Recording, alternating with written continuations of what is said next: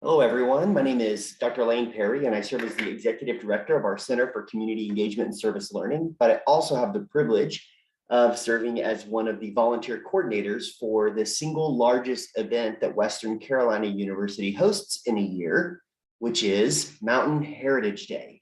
And I'm excited to spend a little bit of time with you this afternoon, going through a few key bullet points and responsibilities and some logistical components of that day, just to give you a little insight. So when you step foot on Mountain Heritage Day grounds, you'll know a little bit more about what you're getting yourself into.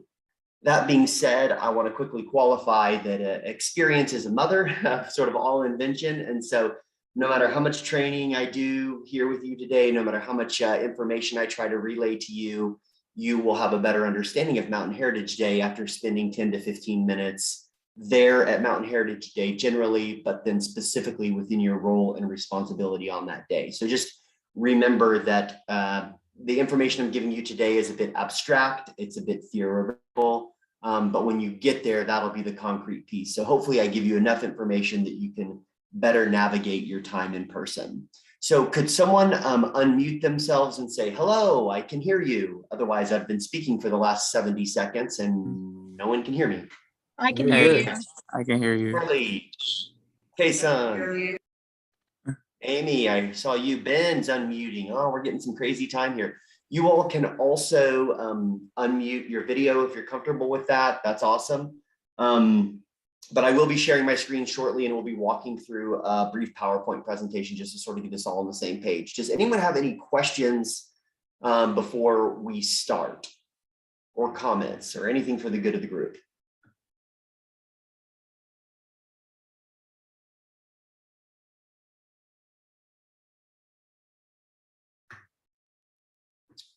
All right, I'm hoping you all can see a PowerPoint. Can Carly, Jennifer, Amy, or Ben give me a sign of life?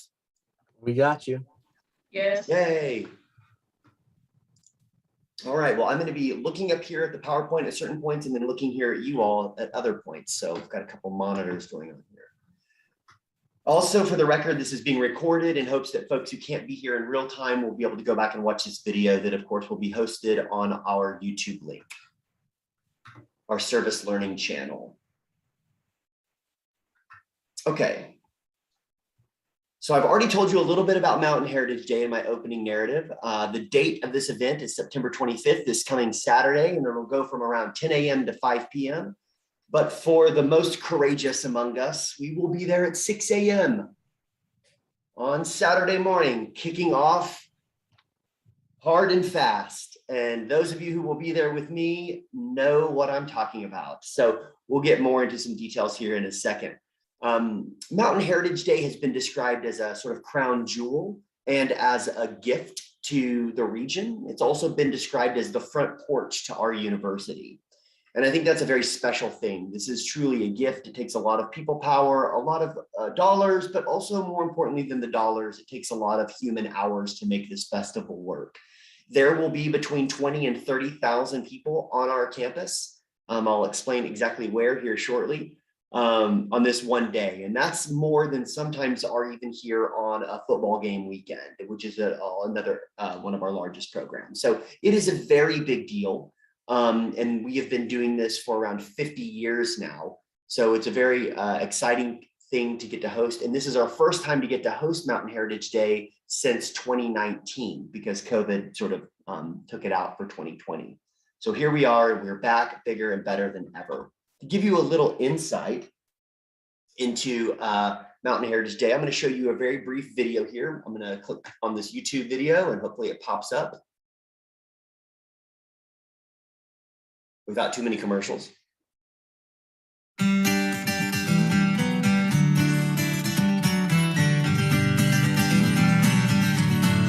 Hay rides going on.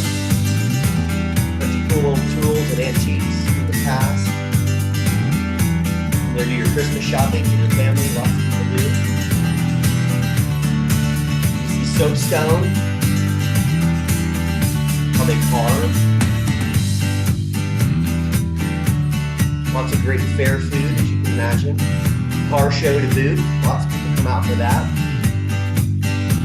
crowds and crowds of people, which might be a little nerve-wracking, but we will have masks, of course. Of course, a lot of Mountain Heritage dancing and cultural things.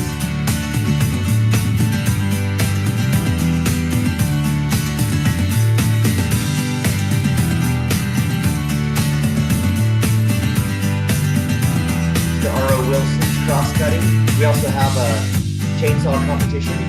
There's Mountain Faith, Rick Summer. Lots of live music. That's the most exciting part of Mountain Heritage Day. There's a lot of people, the live shows. Big crowds again. And good fun for everyone.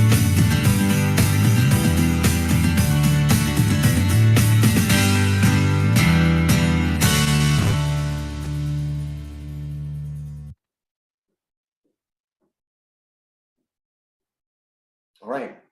Can someone give me a sign? Maybe Carly, Amy, or Ben. Are we back to the PowerPoint now, Kason? Yes, sir. Yes. Awesome. Yes. Thank you. All right. So what we're going to start with here is our Mountain Heritage Day event map.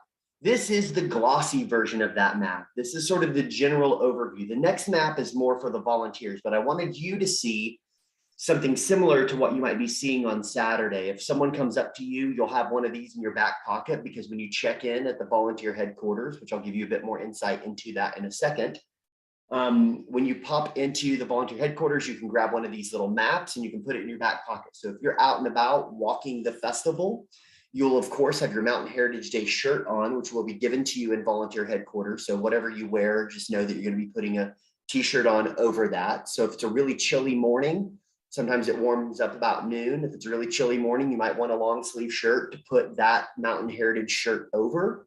Or if it's the afternoon, it gets quite hot, you might just want to do a quick change-a-rooski of your short sleeve shirt to another Mountain Heritage Day short sleeve t-shirt.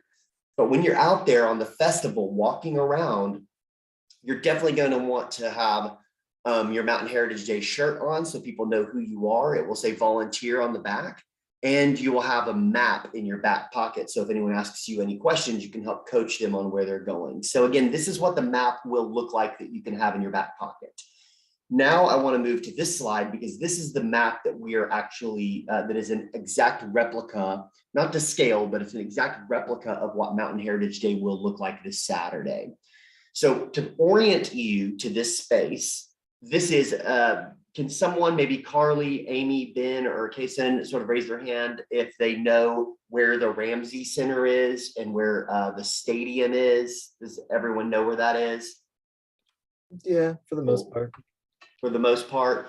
Yeah, down there where the Ramsey Stadium is, right across from the Ramsey Stadium. If you're staring, if you are staring at the, if you're in the end zone looking at Ramsey, if you turn to your right, you just go to about 3 o'clock. If noon is straight ahead to where the Catamounts play basketball and you're standing in the end zone of the football field, if you go to 3 o'clock that way, there's a river and there's a little pedestrian bridge. Over on that side of the river is where the intramural fields are. And that is the side of the river where Mountain Heritage Day takes place. So this is essentially an overview of that. I will walk you through some key areas. So that pedestrian bridge that I mentioned, that's at 3 o'clock. If you're staring at the Ramsey Center where the Catamounts play basketball and you go to 3 o'clock, that pedestrian bridge is right there. You can walk right over the river. So let's enter Mountain Heritage Day from there. You'll cross over, we'll have an info booth there. So an info table is a tent with a table there and a bunch of those little maps, like I showed you previously, sitting there, and you can pass it out to people. People come to info tables with questions. And though you will have only been there for about 12 minutes, you will need to make sure you have the answers or you know where to find the answers. So you will have people there. That's sort of giving you a context across the pedestrian bridge. Right behind that info, Degree Plus, the first aid area right here is the Cherokee stickball field. Now there'll be little ropes around that kind of blocking it off, so people won't be congregating on the field very much. It's kind of a sacred space. But right at the end of the Cherokee stickball, you'll see a bunch of food vendors. And more importantly, when you walk across that pedestrian bridge to come to Mountain Heritage Day, you're going to smell the food vendors. Right there to your left You'll see F1 through F12, those are all food. And then you'll see F13 through F22, those are all food places. All the food you can ever imagine getting at a fair, hosted right there in our own backyard. You'll see right across the way here, there's a food pavilion. We'll be setting up chairs and tables underneath that food pavilion. You'll see drink stations. I'm gonna highlight drink stations really quickly. Drink station here, and then there's another drink station over here, hidden right in this space. So there's about 3 different drink stations. Those drink stations are going to have iced down waters, slices, Pepsis, Sierra Mists, things like that. We ice those down that morning. We put the ice in there, we put the sodas in there and all of that stuff. So I'm sort of going over all of the types of jobs that might be happening. So we've talked about info booth. We've talked a little bit about drink monitors. And so where do we think that ice and all those drinks come from? Well, follow my little mouse up here to the Pepsi truck. That is not drawn to scale, but that is the Pepsi truck and the ice cooler right here. And so we will have teams of students that are helping make sure that drink stations are getting ice and then sodas and water at all of these all the time, because we get to make a lot of money to help go towards student scholarships from our drink stations. So all the drinks are donated, and then we get to sell them to make money for student scholarships, which is kind of a cool deal. So that's a little bit about the drink stations. Let's keep cruising here. What else does Mountain Heritage Day have to offer other than Cherokee stickball, an info table, and some food? Well, we've got music and festivities happening. So let's look at those really quickly. We have the Blue Ridge stage. I'll tell you more about that in a second. We have the circle tent and performance stage down here on this end. And then we also have the children's tent over here and Shape Note right here. We will be helping set up the chairs and tables for all of these places. Now, in front of all of these stages up here, which these are the main stages at the top, Blue Ridge and performance stage circle tent, we'll have a bunch of hay bales out. So we put all those hay bales out as well in the morning. So there's a lot of moving parts that are happening. And you all might be wondering what old number 1 through 97 represent here. Those are all different vendors who are selling candles, wooden artifacts, cutting boards, anything you can imagine that's related directly and indirectly to mountain heritage and culture. There's an artisan over here selling something. So it's pretty exciting to see all of that happening. And like I said, there's gonna be about 20,000 people here. Well, how do those people get here? Are they all crossing this pedestrian bridge lane? No, let's look at this really quickly. We have them crossing the pedestrian bridge. We'll have greeters right here. So someone's ears are perking up at this point. We'll have some greeters right here on the bridge. We also have greeters down here where they'll be entering through this pathway, this gravel path, and also a lot of entering over here on this end, over here by the pet relief stations. There'll be lots of people coming in on these gravel paths. There'll be a few people trickling in up here. And then that will be primarily where people are coming in. This gravel path down on your bottom left, this gravel path over here on your right, and then a few people will be coming in here, and a lot of people will be coming in via the pedestrian bridge. Now, the last thing I want to end on this slide before we move on is this. This is volunteer check-in. So if you're walking towards Mountain Heritage Day and you're in the end zone of Ramsey and you turn 3 p.m. on the clock and you walk across the pedestrian bridge and you're entering in, you can walk around the Cherokee stickball this way in front of all the food and come around, or you can come down to this side of it and pass the children's tent and the Shape Note and come into the volunteer check-in. Every volunteer who comes absolutely must check in with us in the volunteer check-in center. And I think we're going to recommend that you all get there about 10 minutes before your shift starts, so we can start to work on changing out, because you're going to be tapping a volunteer out when you tap in most cases. So that was the last thing I want to mention there. We will address these numbers at the top here shortly. Any questions on the overview of the map before we move on?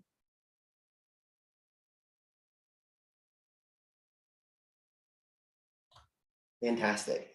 So what's going on at Mountain Heritage Day as far as the timeline goes? Well, Mountain Heritage Day 5K kicks off at 8 a.m. We have a completely different group of volunteers and a class of students who've organized that initiative to engage 100+ runners in our 5K race. 9 a.m. registration for the chainsaw contest and the car show starts to begin. So there'll be cars pulling in to the car show, and there'll be the chainsaw contestants getting there and checking in. Our volunteers will be there already for those folks who've registered to help with those programs. But the festival will open at 10 a.m. There's a lot of behind the scenes work happening sort of between 6 a.m. and 10 a.m. to make sure that the festival can open cleanly. And then the festival will close around 5 p.m. and people will start cleaning up around 4:30, 5 p.m. is when we'll start taking stuff down. You'll see some vendors trying to leave, getting stuff put up around 4:30 p.m. But they will start really leaving in a form of a mass exodus around 5 p.m. More specifically, I want to zoom in on a couple of spaces at Mountain Heritage Day. We have the Blue Ridge stage and the Circle tent. These are our two high-profile performance spaces. You heard me mention the children's tent.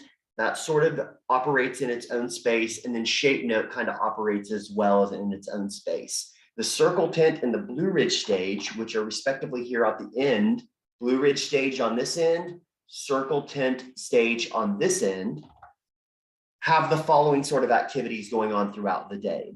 Part of your little glossy map that's going to be in your back pocket after you get your t-shirt in the volunteer headquarters before you start your shift, we'll have a rundown of events as well. So someone will see you in your shirt. They will come up to you and be like, we're here to see the Whitewater Bluegrass Company. Do you know where they're playing? And you will hopefully engage them and say, yes, I know where they're playing. Come with me. And you will walk with them to the Blue Ridge stage, and you'll let them know that they're starting in about 30 minutes at 11 a.m. When in doubt, I want for you all to always escort a person where you're taking them. Talk to them, make them feel welcome. Remember, this is our front porch of our university. So make our guests feel welcome, like they're at your own home. And this is your home, and they're coming to your house to hang out for a few hours. So let's make them feel comfortable. We have so many volunteers, so we can do this. This has been built into our model. It's called, if someone asks a question, you answer it and then escort them to where they're going. Unless they say, okay, you're being creepy, leave me alone, okay? Most of the time, they'll be very excited to get to talk to a real catamount who's a student here at Western. So let's say someone comes in and they're like, we want to see the Dietz family, and we're looking for the Circle tent. We know that they're starting at 11. Do you know where the Circle tent is? So instead of grunting and pointing in a direction, right? Like walk with them to the Circle tent, chat them up, ask where they're coming in from, ask if they have a connection to Western. They'll probably tell you they were an alumni here in 1987. And you can start to talk to them, and that will make them feel really welcome and at home. That's why we have so many volunteers. I don't know how many times I can say that, clearly at least 3. So this is a little bit about that. Let's move forward and dissect some of the positions. So here are the positions we're looking at. If you're wondering what the heck this is, you can pull your phone up and you can grab a quick camera shot. Just hold your camera up over that QR code and it will take you to the exact same space that I'm getting ready to take you if you want. So I'd recommend going ahead and doing that so you kind of have that on your phone. You can peruse those later, even after the training. But here are some of the jobs that we have. Let's dive in.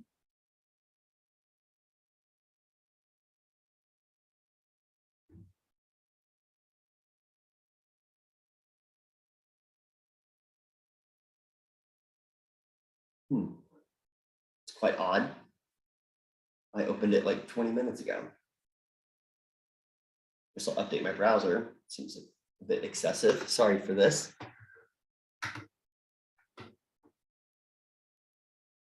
Jennifer, do you have this where you could pull your screen up? I don't know why it's saying I need to do that. Let me see something really quickly here. Sorry about that, team. It's funny. I literally checked every one of these before I started.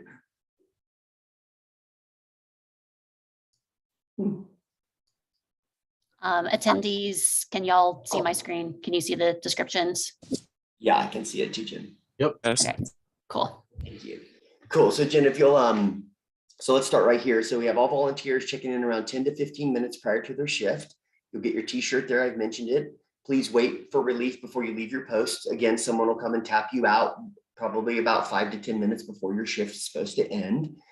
Please make sure you bring water and sunscreen. I'm going to say that 5 times. Please make sure you bring water and sunscreen. It would be very useful if you brought with you water and some sunscreen. It's probably going to be quite sunny, fingers crossed, on Saturday. So make sure you bring sunscreen and make sure you bring water so that you can have access to stay hydrated. I want to make sure everyone brings water and sunscreen. If you don't have it, you can always come to the volunteer headquarters and we'll have things there for you. But if you can remember to bring it, please bring both. So we're going to quickly run through some positions here. We have setup positions. This is going to be about primarily being flexible. So you need to be there'll be somebody there sort of coaching you up on where to go. I'm sure we have some Friday volunteers here, but most of our volunteers will be settling in on Saturday. On Saturday morning at 6 a.m., you will see me there. I'll be there. I'll be wearing red suspenders. I'll be overly excited for 6 a.m. on a Saturday morning. Don't hold it against me. Use it as fuel, or use your anger that I'm so excited as fuel to also summon your inner excited person. And we'll make sure we get everything set up that we need to on Saturday morning. You'll also see a character named Brianna Weaver. And then you'll also see another character in the mix of all of this, which is Jennifer Cooper. And so we are the 3 people who are going to be helping manage volunteers throughout the day. And you'll see each of us. So setup will be happening primarily on Friday and then Saturday morning between 6 and 10 a.m. We'll have it all set up and it'll be ready to go. This will include lots of different things. Breakdown will be sort of the mirror image of setup. We'll be picking up all the hay bales, picking up all the tables and chairs, cleaning up and taking down all the tents and stages and things like that. If you are part of, those are pretty explanatory. The chainsaw competition, you'll be assisting with the setup, registration, and tearing down of the chainsaw competition. You'll be helping with timing, collecting registration forms and fees from all of those people who are going to be competitors. You'll be interacting with guests, answering questions, and there's a chainsaw coordinator over there. He's a really cool dude. He's an older fellow, but he is really energetic and switched on. And he's done this for like 15 years for Mountain Heritage Day. He's helped organize the chainsaw competition. So you'll see him down there. And it's going to be good to tolerate loud noise. If you have little earbuds for your ears, it might be good to have those in there loosely just to sort of cut down on the noise from the chainsaws. So next we have drink and merchandise booth monitors. Like I said earlier, there are those 3 drink stations. And you all are essentially selling some merchandise, which includes things like Mountain Heritage Day t-shirts and hats and other things. So you'll be selling, you'll have a cash box, and then you'll be taking money from people and selling them all sorts of stuff, including drinks. Now, there'll be another person who's helping bring another sort of team of people who are helping refill ice and drinks. And it's you all's job to keep moving around to each of the 3 drink stations to then go and help make sure they're replenished. Remember, we don't want to run out of any drinks because the more drinks we sell, the more money we make, the more scholarships we can give away. Gate greeters, this is arguably the single most important position. I don't want to take any credit away from anyone else's efforts, but this is the single most important project and volunteer spot, because you are essentially the first face that our patrons are going to experience when they come to Mountain Heritage Day. So there's going to be 3 or 4 of you at each gate. Remember, I told you gravel area 1, gravel area 2, pedestrian bridge, and then a little sneaky way to come in by the volunteer headquarters. So we'll have gate greeters there. This will be anywhere between 3 to 4 people at each gate. Why are there 3 to 4 people standing at each gate? Because when someone comes in, if they ask you a question, which they might do, because you'll have a shirt on and you'll look very official and you will have said, hey to them, I want you to be able to leave your post and take them where you're going, where they're going or where they're looking for. If they're looking for the ice cream station, take them up to the ice cream station. And you'll quickly get a lay of the land by being at Mountain Heritage Day for a short bit. But I want the gate greeters to greet with smile, say hello, say welcome, say go cats, whatever you want to do, just make them feel like they're a part of our family, because they are. So we'll keep cruising here and we'll make sure there's time for questions at the end for all these roles. So we have green room assistants. These are 2 and 3 volunteers that will help make sure that our green room is stocked and well set up and cleaned. There'll be lots of people coming in and out of that space. We'll want to also monitor masks a little bit, right? When someone's not eating, if they're just in there carrying on, we might want to remind them of our masking policy, and you can be very passive aggressive as well. You can be very passive about it. Like, look, we have a sign here, or You can just have your mask on as well. Anyone inside who's volunteering will have to wear a mask. That is our current policy on campus. So I want to make sure we're doing that. So that's the green room assistants. You're keeping water stocked, tables cleaned, etc. Then we have our information booths. Like I said earlier, there's a couple information booths throughout Mountain Heritage Day.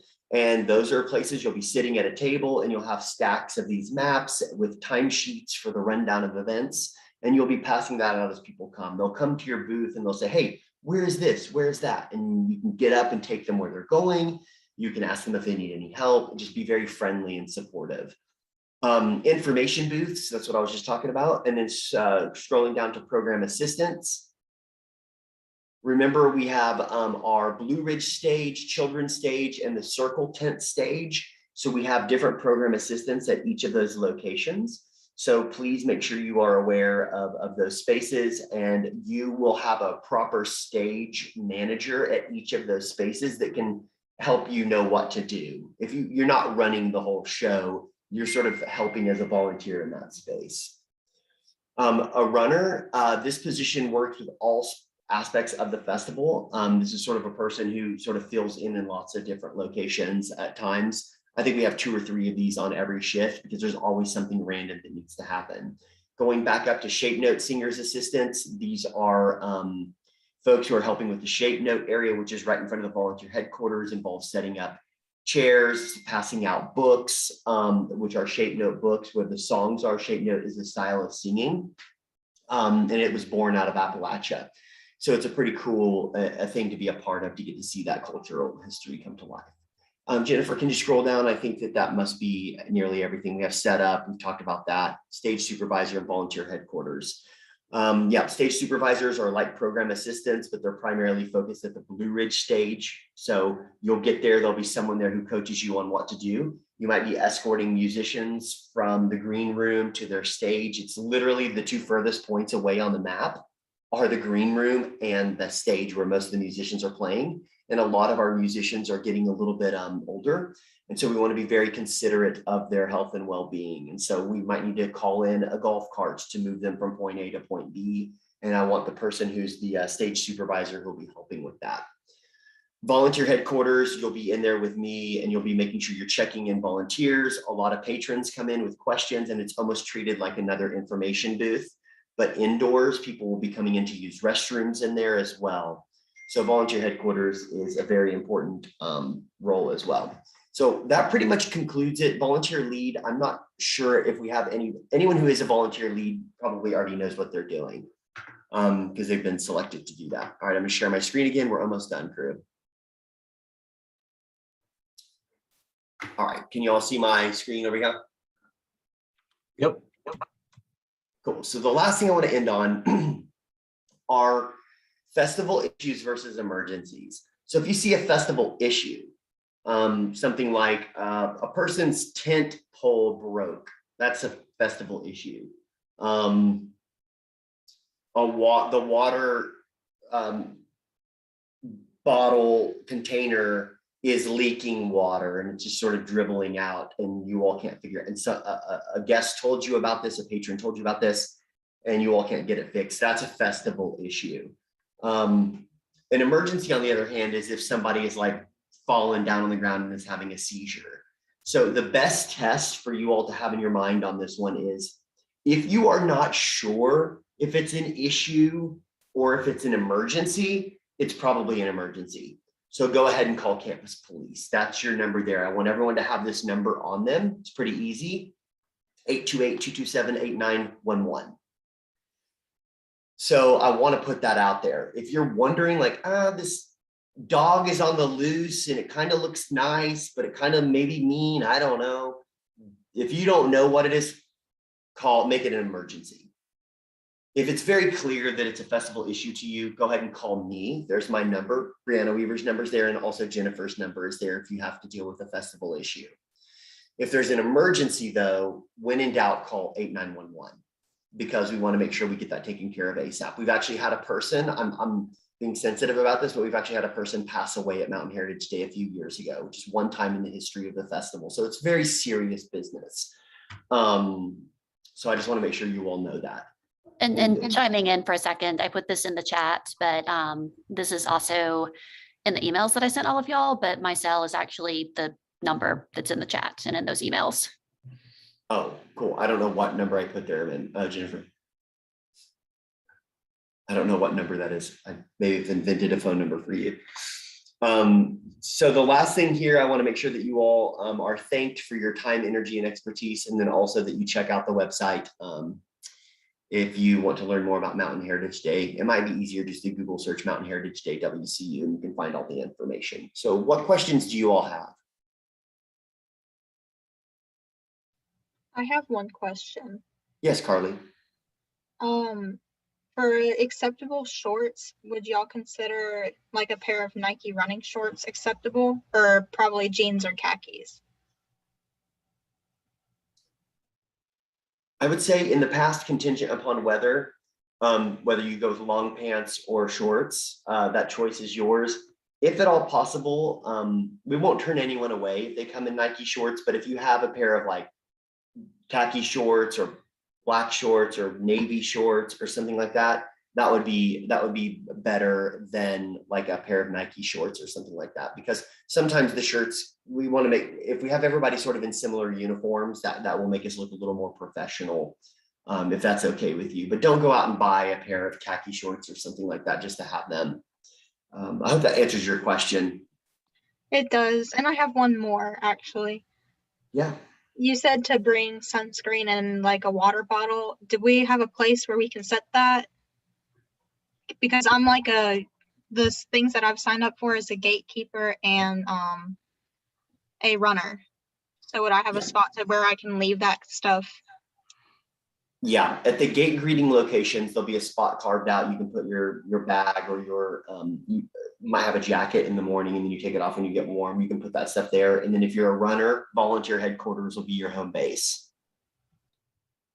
All right, thank you so much. Great. I'm going to quickly address, I'm sure someone might ask about parking.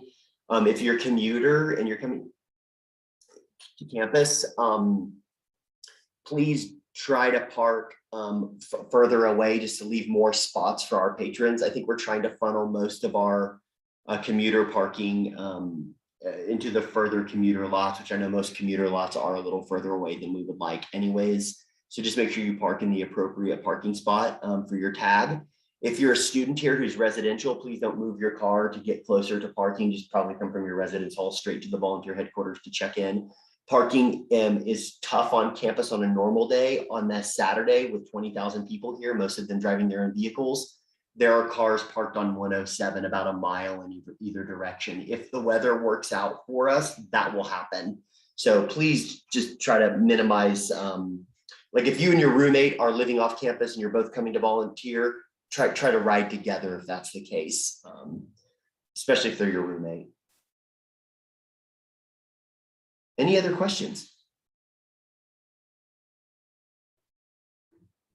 Yeah, I have a quick question. My position is like the drink and ice runner, and I was reading the Google Doc and it said that there's like a short training module for the golf cart. I don't know where I need to like find that or take that, or if that is something that I have to do before this Saturday. It's a great question. I'm gonna see if Jennifer knows anything about the short golf cart training, because I'm not convinced I've ever even taken it. Yeah, I know there was one at some point. I actually took it once, and it's more giving you bad ideas about things that you could do in a golf cart. But I think they might have a couple of people that are kind of designated.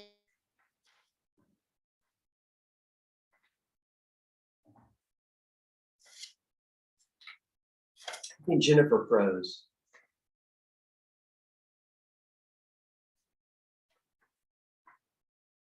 Hey, can you all hear me? Yep. Okay. Yes. Yeah, so I think Jennifer froze. So back to the question on the golf cart.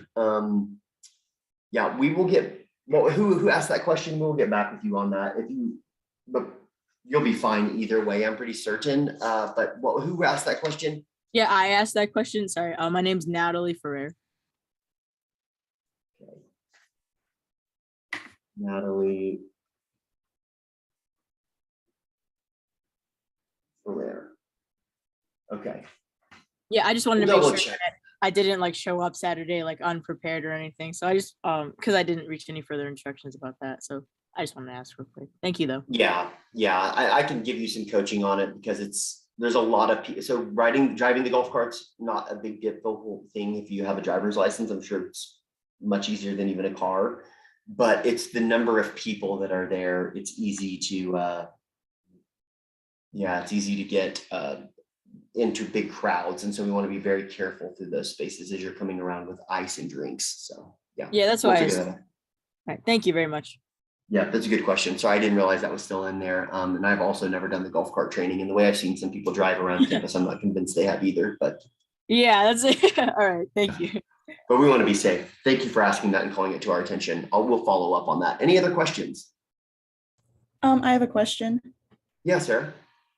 So my position is gate greeter, and on the map, you said there was like a lot of different like areas where gate greeters are needed. Is anyone going to be by themselves, or are we all like, is there going to be more than one person at each spot? Yeah, you're going to have between 3 and 4 people at each spot. And when you get there, we'll allocate you all. So you'll show up 10, 15 minutes early. We'll get a lay of the land. Okay, here's our 12 gate greeters. We'll send 3 here, 3 there, 4 there, and 2 there, or however we set it up. And so we'll just allocate you all and from volunteer headquarters. Okay, perfect. Thank you. Yeah, great question. And to be honest with you all right now, just to put this out there onto the recording, I'm not certain if our volunteer headquarters is going to be inside where it always is, the camp building, or if we're going to just be right outside the doors just because of COVID. I'm going to play that by ear on Saturday morning when I get there and set it up on what we're more comfortable with. But you can't miss it. You won't be able to miss it if you get to that volunteer headquarters corner, which to remind everybody is right there. See it? Can you all see my cursor moving around? Yep. Yes. Yes. Yes. Okay, cool. Does anyone have any other questions?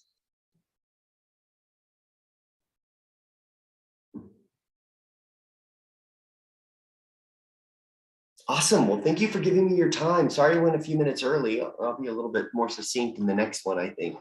So I'm going to stop my screen share. If you all have any questions, you have my email address, which I'll put in the chat right now. So you can send those questions to me. Go ahead and grab that right now if anyone wants it. And you can email me or Jennifer. Jennifer will be doing all the communications about you signed up for this. We'll see you then. Don't forget that. And it will be great. And it'll be coming from Jennifer. And she's added her cell phone in here. I still don't know what phone number I put in there for her. I don't know how that happened. So awesome. You all are the best. We'll see you all Saturday morning. All right. Thank you so much. We'll see you Thank later. you very much. See y'all. Peace out. Everyone, we're approaching the 4 p.m. mark here. So I'm going to go ahead and tuck in and get started. Just for the record, this is being recorded so that other folks can use it. My name is Dr. Lane Perry, and I serve as the Executive Director of our Center for Community Engagement and Service Learning, but I also have the honor and privilege, along with my colleague, Jennifer Cooper, that side of me, to help run Mountain Heritage Day through our volunteer co-coordination responsibilities. So thank you all for being here today. Here's what we've got going on. I'm going to share my screen. And we're going to be working through a training video, PowerPoint slide for Mountain Heritage Day volunteers.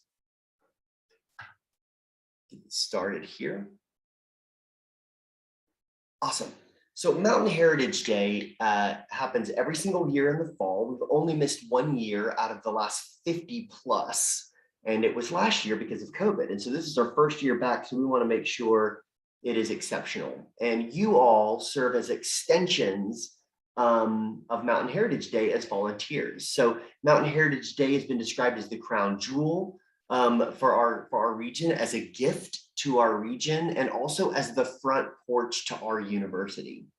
So imagine for a second you're having 20,000 of your closest friends and family come over to your house. Think about how you would want to make them feel, how welcome you would want to make them feel.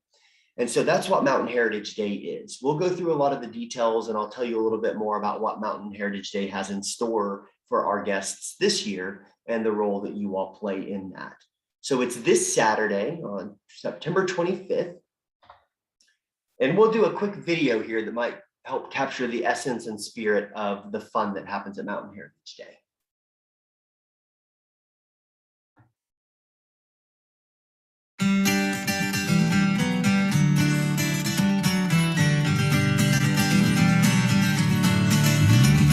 Tractor pull ride, bunch of cool artifacts for sale that you can buy from vendors, local craftspeople. We also showcase of local art and artistic approaches. Mr. Owl is a Cherokee soapstone carver. Lots of great food, over 25 food vendors, antique car show. Crowds, lots of people. Exciting looking at the outdoors. The weather's looking pretty decent right now. A lot of mountain culture, dance, art, history, great vloggers.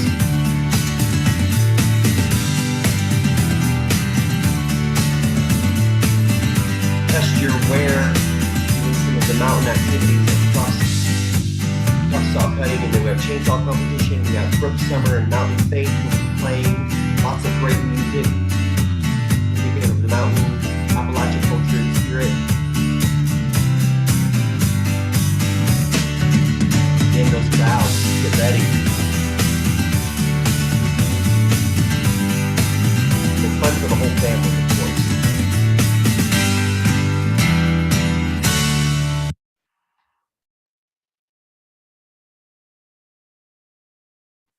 Awesome. So I want to give you a quick overview of a few things. We're going to look at this map. This is a map that you're going to have in your back pocket that you can hand out to people while you're out and about as volunteers. I want to make sure everyone has, many of you will have hundreds of these that you'll be holding, but everyone will have at least one in their back pocket so they know where the heck they are if someone stops and asks them a question. But I'll be going into a more logistical map here in a second, but this is the sort of overview of our event. So here's the more detailed behind the scenes map. And I wanted to spend a couple of minutes here walking you through some of the most important ingredients to this program. So I want to make sure we're oriented well enough to know where Mountain Heritage Day is taking place on campus. So let's put you in the end zone on the WCU Catamount football field. And you're looking towards the Ramsey Center, which is where our basketball teams play. And you're standing in the end zone and you're looking ahead. If you turn to 3 o'clock on the clock, from noon to 3 o'clock, that is where the intramural fields are. And there's a little river that runs right between the road to Ramsey and where Mountain Heritage Day takes place. And if you turn to that 3 p.m. from the end zone, you will see a little pedestrian bridge. That is this pedestrian bridge right there. Here. So right when you cross this bridge, you're going to come into contact with an info booth here. That info booth helps spread information. If people have questions about where a certain location is on the map, you can help them out there. Next, I want to quickly point out the food vendors. Here and here are where all the food vendors are. And then I want to point out the food pavilion where people can come and get their food and have a seat and eat their food together as a family. While we're talking about food, I want to point out the 3 drink stations. We have a drink station here, drink station here, and a drink station nestled right here. This is where ice, sodas, and merchandise will be sold to our patrons. Everything we sell generates money that allows us to give scholarships to students. Another thing I want to point out are all the activity locations. We have the #1 stage down here, Blue Ridge. We have the other stage down here, which is called the Circle Tent stage. Then we also have the Children's Tent and Shape Note. These are all different activities that are happening at Mountain Heritage Day, in addition to all the vendors selling everything you might want for your family for Christmas. And then last but not least, we have the Cherokee Stickball game going on right here during a certain period of time at the festival. So that's the primary moving parts that I wanted to showcase there. I want to change colors really quickly to highlight something that's very important, and that is our volunteer headquarters. Volunteer headquarters is right here. And so when you all come and you arrive, you will either arrive here like our guests at this gate entrance. You'll come in right here from the camp building. Fewer people will come in here.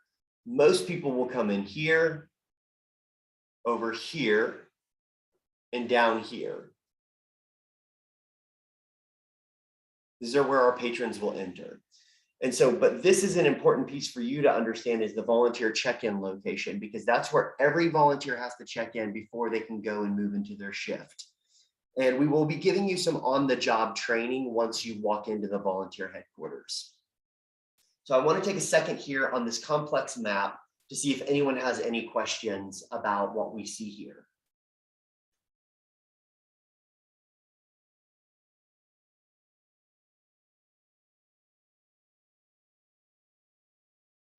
Awesome.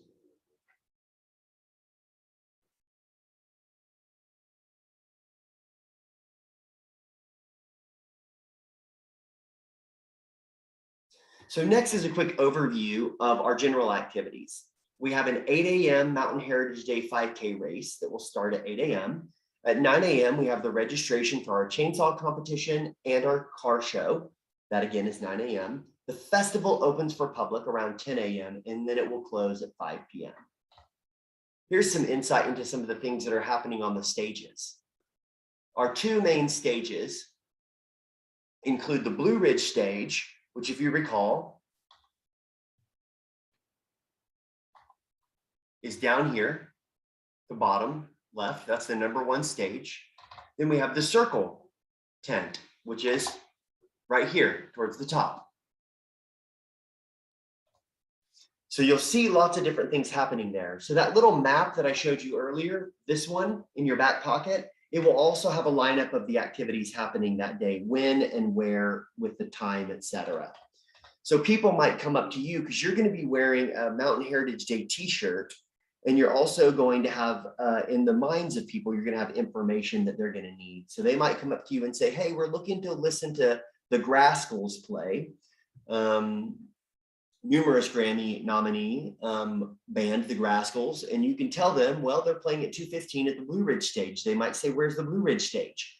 The mentality I want you to bring as a volunteer is, instead of pointing and saying down there, or pointing at the map and saying over here, I would like for you to say on the map, it's over here, but I would happily walk with you over there, and then just spark a conversation with them as you walk. Ask them where they're in from, ask them what their affiliation with Western is, maybe their son or daughter or family member goes to Western, or maybe they went to Western, and you'll start up a good conversation. So does anyone have any questions about the lineup of these sorts of activities? Is everyone starting to get a picture of what Mountain Heritage Day looks like?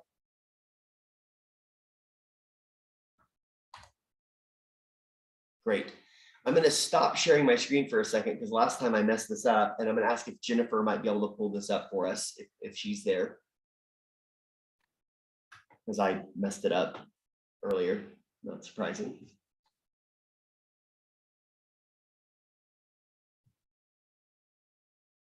So we're going to quickly run through some of the job responsibilities that you all have signed up for. So as you all know, we need all of our volunteers to show up 10 to 15 minutes early to the camp building where I circled the volunteer headquarters on that map. Wait for your relief to come and get you out of your position if you're out in a greeter role, if you're doing a runner's role, if you're doing ice or drink merchandise role, if you're running a merchandise booth, if you're helping with stages or programming, just wait and someone will come and tap you out probably 5 to 10 minutes before your shift is actually over. That's why we need our volunteers to be there about 15 minutes early if possible. Please bring lots of water and sunscreen. I'm not going to repeat it 5 times like I did in the previous training, but please bring water and sunscreen. It's meant to be a really warm day, which is good, but I want y'all to take care of yourself. There's lots of places to fill your water bottle up, so just make sure you have a water bottle with you. And then approximately a week before the festival, many of you have already received this email. You'll get an email from Jennifer sort of saying you need to be here at this time and this is the role that you're doing. So that's why you all have somehow wound up in this little virtual room with me today. So we have setup, that's pretty clear on what's happening there. You're setting up the festival. The setup primarily takes place tomorrow. There's a team of you who are doing that. Thank you in advance. And then there's a team on Saturday morning who'll be there with me from 6 a.m. to 10 a.m. setting up the last final touches for the festival, which is putting up signage, setting out hay bales, putting the finished touches under the tents for tables and chairs, helping set up the children's tent with all decorations. We can't do a lot of that stuff on Friday because the wind might blow it over. It could rain over the night and ruin a lot of our stuff. So we've got a lot of work to do from around 6 a.m. to around 9:30 a.m. on that morning, Saturday morning. So Jennifer, let's keep cruising down here to the next few job responsibilities, please. Yeah, breakdown is pretty self-explanatory. That's going to be happening sort of from around 3:30, 4 p.m. through to around 6 p.m. It's going to be taking down all of the items that had previously gone up, and there'll be people there helping tell you exactly what you're doing when you're doing it. This is just to sort of get your head wrapped around it. Okay, I'm breaking down things like this. Chainsaw competition. We definitely have folks there helping with setup of the chainsaw, registration of competitors, collecting registration fees and stuff like that, helping tear down, and also interacting with guests and making sure people feel comfortable and being really quick with your stopwatches. These guys cut so fast, it's like lightning. So you'll be over there doing that. Let's scroll down, Jennifer, and look at the drink merchandise monitor people, and then also drink and ice runners.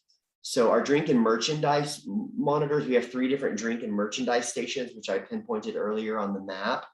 Those are going to have 2 to 3 volunteers helping sell stuff. You want to sell out of stuff because that means you're going to keep your drink and ice runners in business as well. When we go back to the PowerPoint in a second, I'll show you where the Pepsi truck is. For those of you that are drink and ice runners, you need to know where those drinks live and where that ice's home is. And then you'll be using a golf cart to move about the festival carefully. Lots of people. You can run over them easily, and you've got to be very careful with that. We don't want that to happen. So you just go slow and you deliver ice and drinks to all of the stations where the stuff's being sold.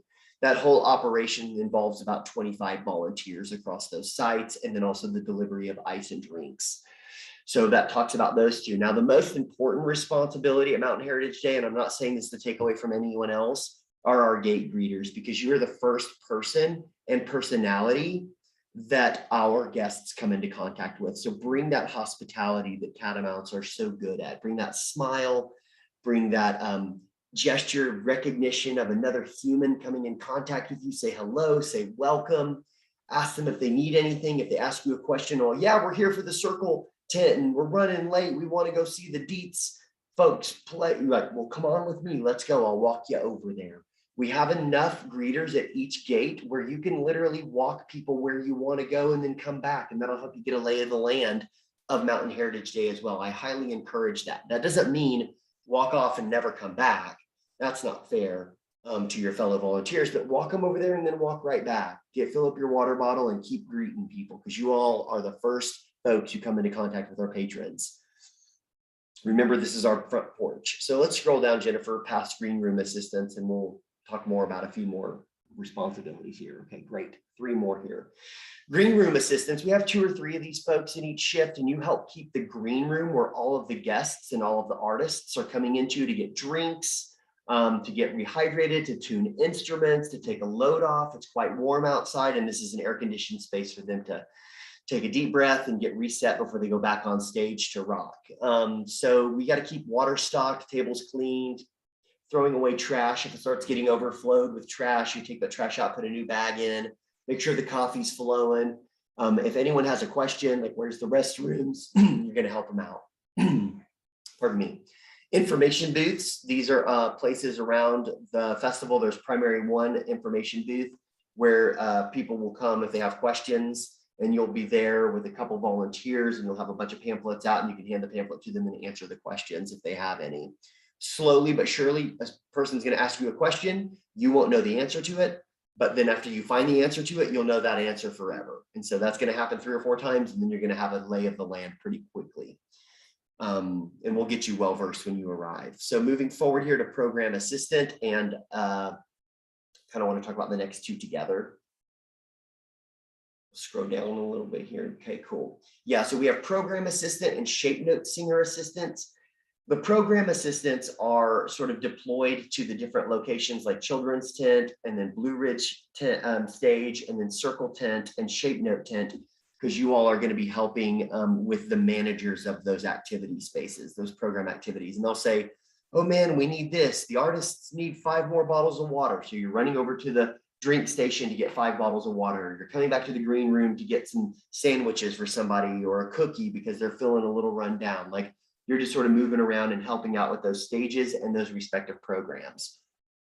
Runners, we have a handful of these available during every shift, and you all are just filling in the gaps. If we have 3 people not show up for merchandise, you're running over to work on the merchandise for a bit, and then they show up and they take your place, and you come back and then you're doing something else. You're kind of a jack of all trades or a Jill of all trades. So you'll be checking in quite frequently at volunteer headquarters, where all information lives. Let's keep cruising, Jennifer. Keep us on track your timeline. Stage supervisor is a lot like program assistant. Like I mentioned earlier, you'll be working with a stage person there who knows what's going on. If you feel overwhelmed, don't worry, you're not running the stage yourself. You'll be working with a person who's done that job for like 10 years, and they'll be telling you what to do. Go get more waters. Go, oh, they left their mandolin over in the Ramsey Center. Can you go get it? Yes, I can, because I'm here and I'm a catamount. So that's the sort of stuff we're doing. And then we'll also have a handful of people in the volunteer headquarters who are going to be helping run volunteer headquarters, which is where a lot of information lives. Anyone who has a question will come into volunteer headquarters, and also volunteers will be checking in and out of there, and you'll be running that and checking them off the list, hanging out, listening to some tunes and helping people out. Volunteer lead, if you are a volunteer lead, you sort of know what you're doing, so I won't go into great detail in it here for our training at this point. So Jennifer, thank you for that. I'm now going to pit stop back over here. We've got a couple slides left, folks, so don't be overwhelmed. Coming back into it.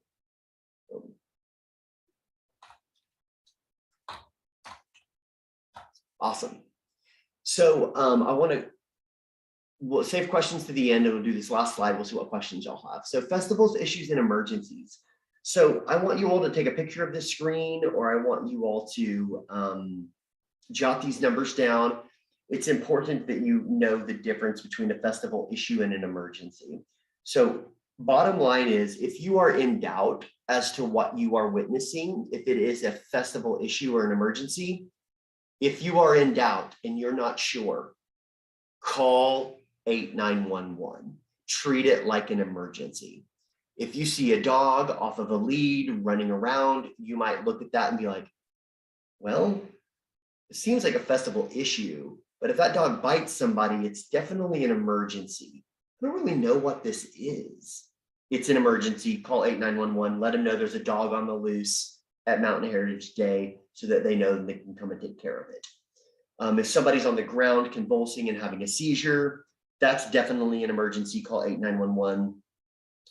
If someone has lost a child, right, or if you see a kid who's come up to you because you're wearing a shirt that says volunteer on it, or a parent comes up to you and says, I've lost one of my kids, they've roamed off, I can't find them right now, that's also an emergency. Again, some of you might say, like, that seems like a festival issue, but it might be an emergency. Treat it like an emergency. If in doubt, treat it like an emergency.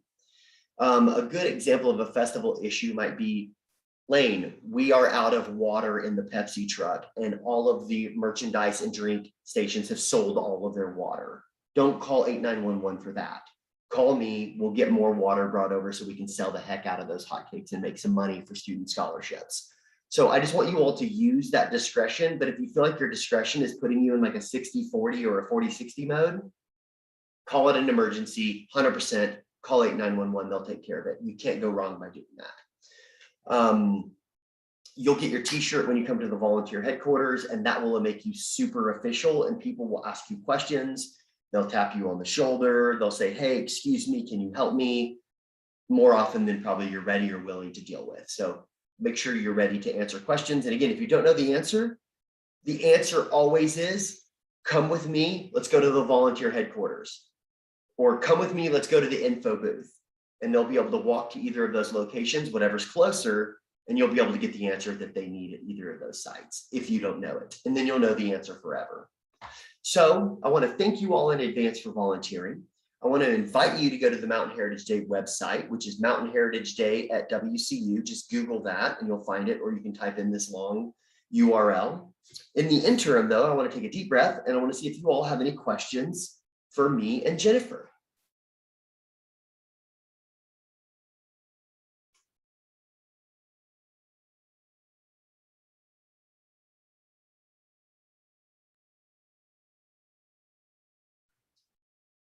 Two questions that came up earlier. One was about what to wear.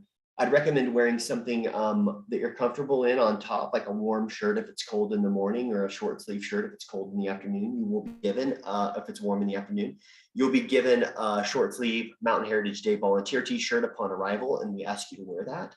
As far as the bottoms go, if it's cold, you can wear jeans or khakis. If it's warm, we'd invite you to wear a pair of like khaki shorts or jean shorts or some form of material like that. We are trying to keep people away maybe from wearing like Nike running shorts or something like that. We want to make sure that we kind of have a common professional look across all of our volunteers, if at all possible. If for some reason you don't have those and you're like, I only own Nike running shorts, please just send us an email, Jennifer and I, and we might be able to help you out. Otherwise, that's not the end of the world. You can still volunteer, but we're just wanting to try to put a professional foot forward with our uniform of sorts. And then parking. Please, if you're a commuter, park as far away in your commuter parking as possible to save as many closer spots for our patrons. Every spot on campus will be filled ×2 with the number of people who are coming. In 107 out here, the highway will have people parked up and down it if Mountain Heritage Day goes according to plan. So I want you all to make sure that you're leaving as many parking spots as possible for our patrons, and to please park in your proper parking spots. Any other questions beyond that?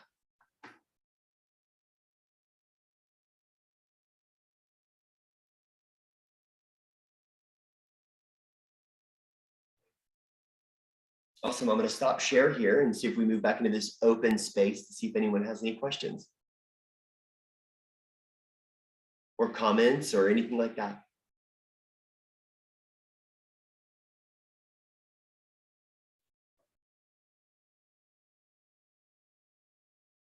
Great. Well, thank you all. You're joining 120 other volunteers that are going to make Saturday not only possible, but make it special for a lot of people. It's our first time back in 2 years and we're excited about it. So thank you for being here. And thanks, Jennifer, for recording this.